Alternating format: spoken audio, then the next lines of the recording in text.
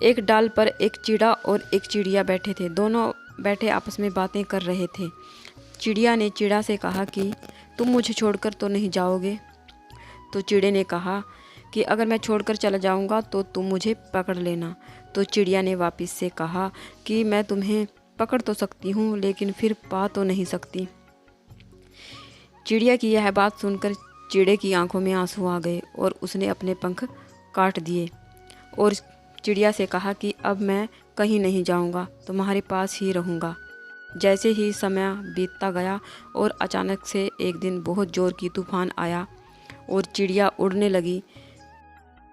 उसने चिड़ा की तरफ देखा। चिड़ा ने कहा कि तुम उड़ जाओ, मैं नहीं उड़ सकता।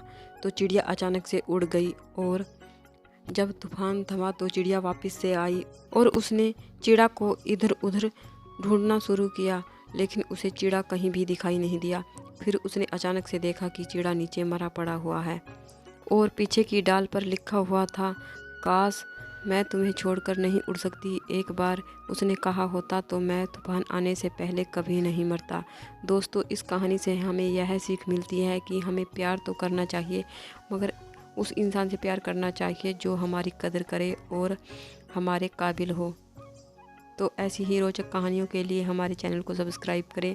तो फिर मिलते हैं एक और नई रोचक कहानी के साथ। तब तक के लिए बाय बाय।